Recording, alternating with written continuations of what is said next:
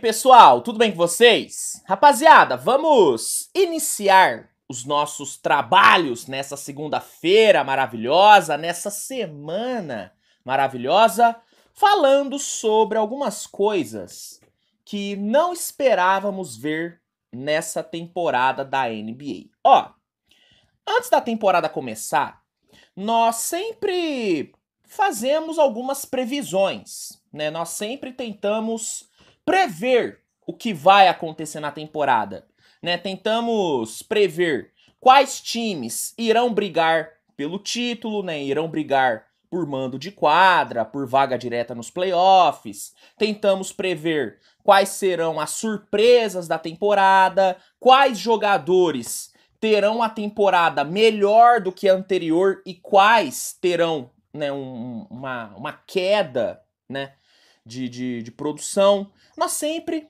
tentamos prever muita coisa, às vezes acertamos, às vezes erramos, normal, é do jogo, e muitas vezes nós somos surpreendidos durante a temporada. Muitas vezes algumas coisas acontecem e a gente fica meio que sem saber como que isso aconteceu.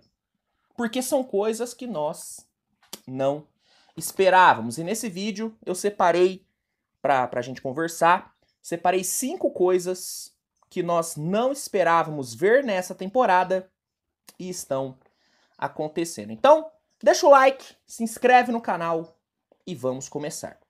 Primeira coisa que não esperávamos ver nessa temporada: o Indiana Pacers ter o melhor ataque da liga. Ó, muitos esperavam, e eu, né, me coloco aí no meio da galera, muitos esperavam que o Indiana fosse ter uma temporada melhor do que teve temporada passada, né? O time fez uma ótima off-season, né? Fez um bom draft, pegou ali o Jarcy Walker, fez bons movimentos no off-season, pegou ali o Bruce Brown, que era um dos nomes mais cobiçados ali no mercado, né? Todo mundo já esperava uma evolução do Haliburton, né? Que o Haliburton daria, né, aquele salto a mais. Então todos já meio que esperavam que o Indiana fosse ser mais competitivo e que o Indiana fosse ser um dos times mais divertidos de se assistir. Porque foi na temporada passada. Temporada passada foi, cara, foi uma delícia assistir o Indiana. Então nós já esperávamos ver um time bom nessa temporada. Só que ninguém esperava que o Indiana teria o melhor ataque da liga, que o Indiana teria o ataque mais produtivo da NBA. O Indiana marcou mais de 111 pontos em 15 dos 18 jogos que disputou. O Indiana marcou mais de 130 pontos em 9 jogos. Marcou 150 pontos ou mais em 2 jogos. O Indiana é o ataque que mais produz pontos por jogo na NBA. São 128,8 pontos de média. É um ataque, mas assim, muito de elite. Não é só um ataque de elite, é um ataque muito de elite. É uma defesa ruim? É uma defesa ruim. É um time totalmente desequilibrado, porque tem um ataque muito bom e uma defesa muito ruim? É. Mas o ataque é surreal. É um ataque surreal. E ao que se deve esse sucesso ofensivo do Indiana? Para mim se deve a 2 coisas. Primeiro, Tyrese Haliburton. O Haliburton se consolidou nessa temporada, está, né, se consolidando nessa temporada como o melhor armador do leste. Hoje, não há dúvidas. Ele é o armador que mais está jogando bola na Conferência Leste. E ele é, hoje, tranquilamente, um dos 4 melhores armadores da temporada. Talvez um dos 3. Talvez um dos 3. E hoje ele tá na briga pelo MVP. Estamos falando de um cara que tá entregando 27 pontos e 11,8 assistências de média. Um cara que vira e mexe, entrega atuações de 35 pontos e 15 assistências. É um armador muito acima da média. Então, esse sucesso ofensivo do Indiana tem muito do Haliburton. E tem muito também do fato do Rick Carlisle ter entendido que o Pacers tem que jogar em função do Haliburton. Que o Indiana Pacers tem que praticar um basquete que case com o estilo do Haliburton. Hoje, quando você assiste o Indiana Pacers, você vê que é um time que tem a cara do Haliburton. É um time que joga igual o Haliburton joga. E essa percepção do Carlisle tá fazendo a diferença. Tá fazendo a diferença. Então, para mim, esse sucesso ofensivo do Indiana, além de ser uma surpresa, uma grata surpresa, é algo que tá acontecendo por conta do Haliburton e por conta do time estar jogando igual o Haliburton, estar jogando no mesmo estilo que ele joga. Hoje o Haliburton, ele é a definição perfeita de franchise player. Isso é um franchise player, é um cara que é o melhor do time, é o cara que entrega atuações absurdas, é um cara que entrega vitórias e é um cara que faz o time jogar igual ele. O Haliburton é a definição de franchise player. É a definição de franchise player. Então, primeira coisa que nós não esperávamos ver é o Indiana ter esse ataque simplesmente surreal, ter o melhor ataque da NBA. Segunda coisa que eu separei aqui, e eu já falei sobre isso algumas vezes já nessa temporada, mas é sempre bom reforçar.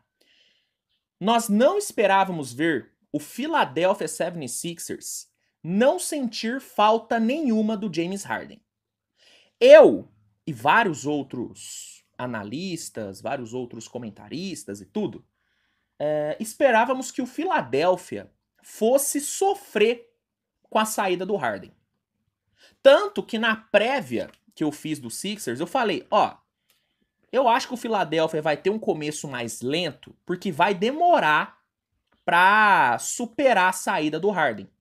Eu achei que a saída do Harden ia deixar um puta de um buraco ali no time. Mas a grande verdade é que tá acontecendo o oposto. O Philadelphia hoje é um time muito melhor sem o James Harden. A saída do James Harden fez um bem danado para esse time. É óbvio que a gente tem que levar em consideração que o treinador mudou. Uma coisa é o seu time ser comandado pelo Doc Rivers. Outra coisa é ser comandado pelo Nick Nurse, que é um treinador muito mais talentoso do que é o Doc Rivers, né? Isso é um fato. Então, claro que a gente tem que levar isso em consideração. Mas a saída do Harden acabou liberando o Maxey e o Embiid, principalmente os dois, né?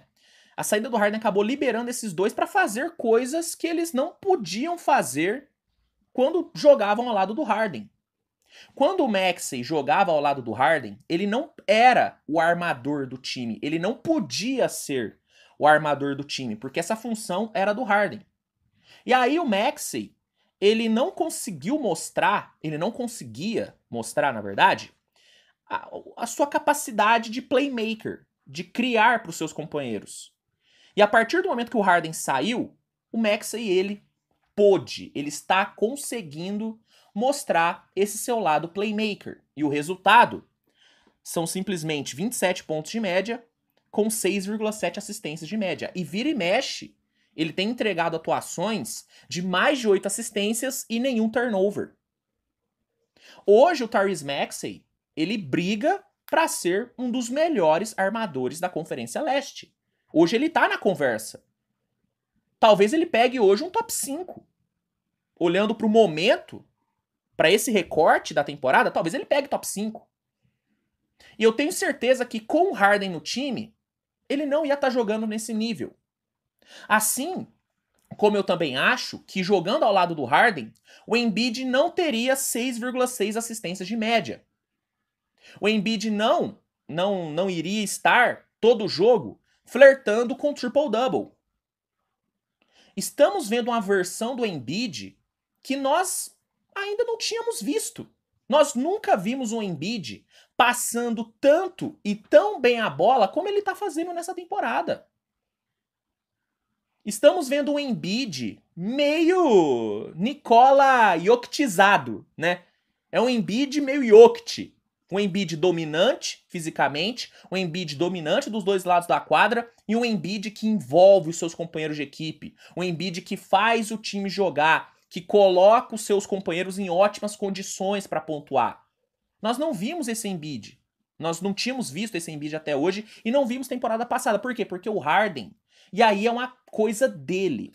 O Harden é um cara que monopoliza demais o jogo, que monopoliza demais as ações ofensivas do time. Tudo passa por ele, tudo tem que passar por ele, porque é o estilo dele.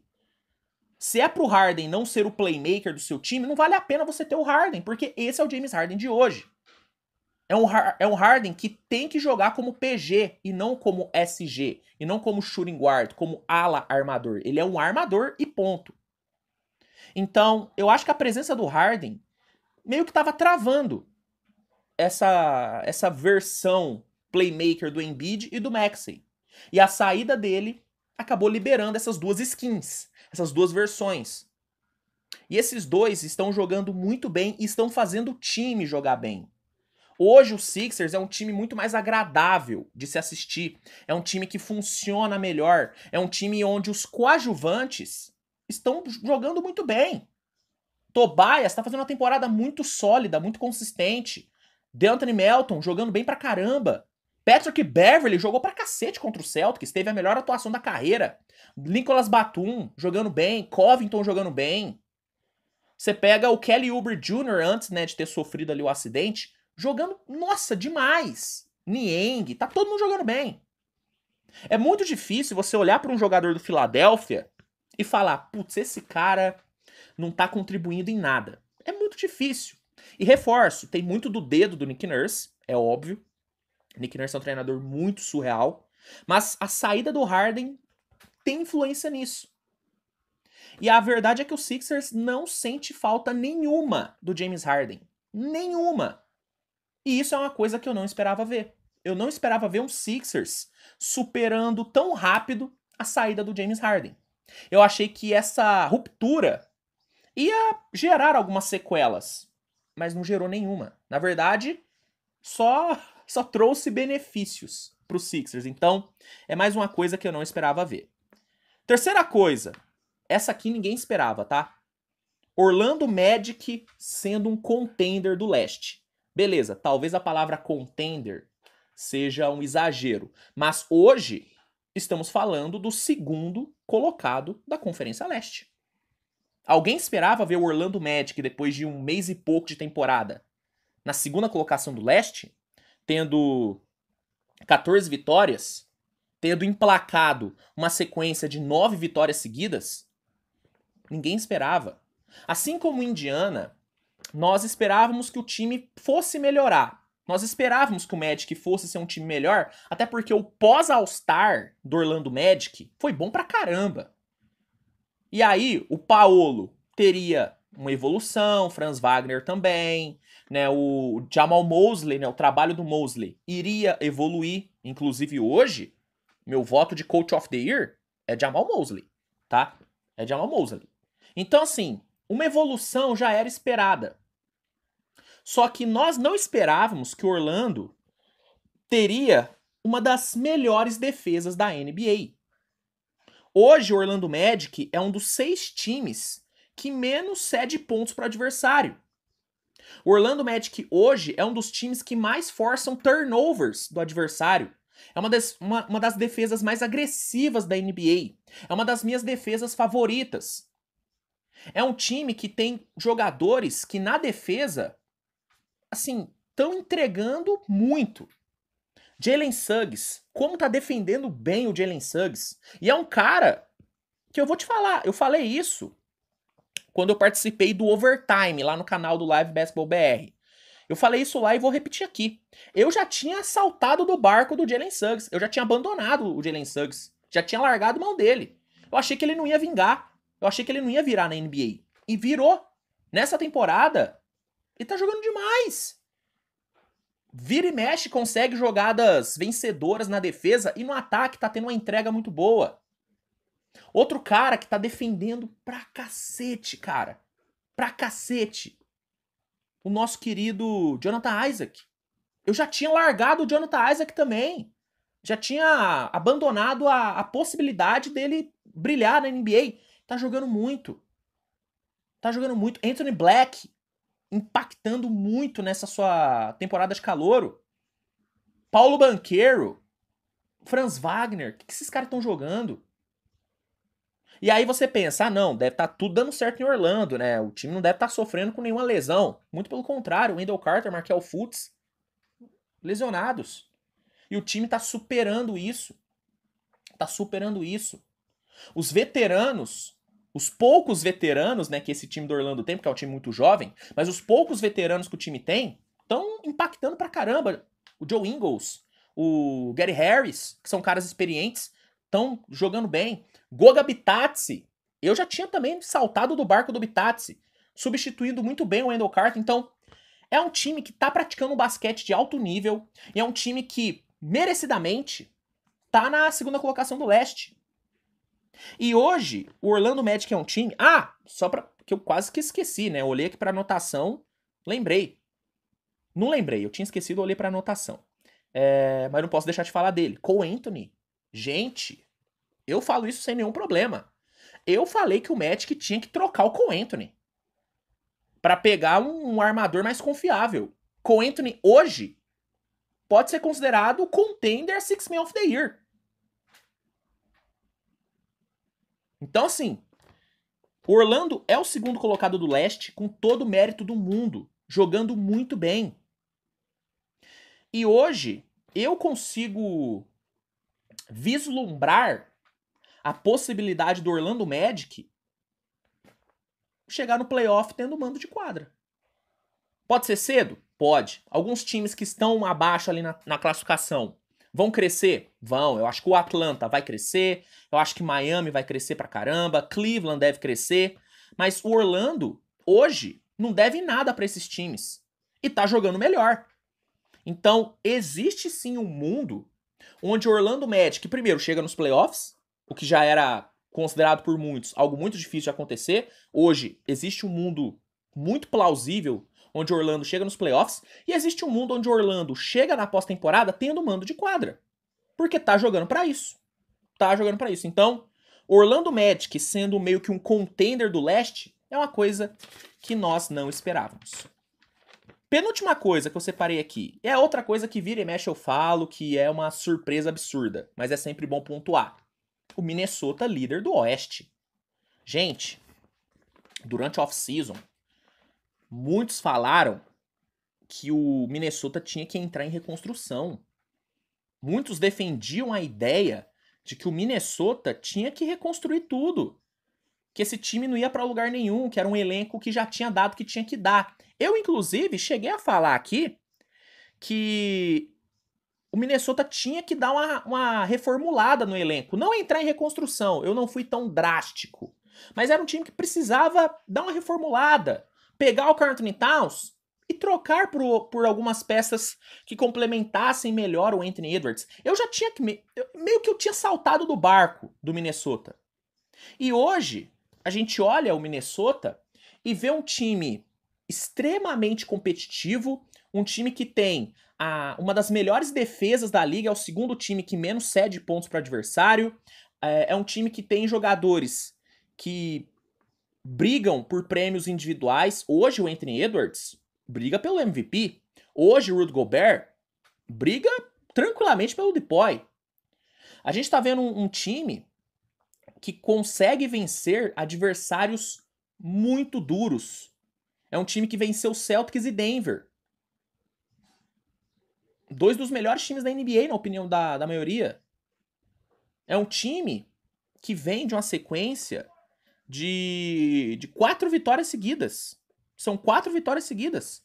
É um time que tem 15 vitórias na temporada e apenas 4 derrotas. É um time que jogando em casa é forte pra caramba. Forte pra caramba. É um time muito duro de ser vencido. É um time que mesmo lidando com a ausência do Anthony Edwards por conta de lesão, praticou um basquete muito bom. Então, apesar de ser uma surpresa, apesar de ser uma parada que ninguém acreditava que ia acontecer, o Minnesota é líder do Oeste e, assim, é um líder inquestionável. Inquestionável. O elenco do Minnesota está sendo, na prática, muito mais forte do que no papel. No papel, o elenco do Minnesota, cara, assim, sendo sincero, falando na moral, no papel é um elenco meia bocaça. É um elenco que, beleza, tem ali um starting five bom pra caramba. Eu acho que o starting five do Minnesota no papel é muito bom. E um banco que, cara, não brilha aos olhos, né? É um banco que tem quem ali? Alexander Walker, tem ali um Naz Reid, Kyle Anderson. Sim, não é um banco que você olha e fala, meu Deus, que puta banco, hein? Mas aí você olha na prática, é um banco que contribui muito, cara. O Naz Reid é um dos jogadores mais subestimados da NBA. Alexander Walker, substituindo o Jaden McDaniels, tá jogando demais. Tá jogando demais, cara. E assim, ninguém esperava ver isso. Então, o Minnesota sendo líder do Oeste é uma coisa que ninguém esperava. Ninguém esperava que o Lobão estivesse comendo tanto, né? O Lobão tá comendo legal, tá comendo geral o Lobão. E essa é uma coisa que ninguém esperava ver. E a última coisa que eu separei aqui é a seguinte. Eu, particularmente, eu esperava que nessa temporada fosse rolar meio que uma passagem de bastão, né? Uma passagem de tocha. Eu achei que essa geração de Giannis, Luka, próprio Ja Morant, Lamelo, achei que essa geração aí iria meio que começar a tomar o protagonismo nessa temporada. Eu achei que essa geração de LeBron, Durant, Curry, eu achei que essa geração ia meio que iniciar essa passagem de bastão, essa passagem de tocha. Mas a real é que nessa temporada, os velhos não estão querendo largar o osso.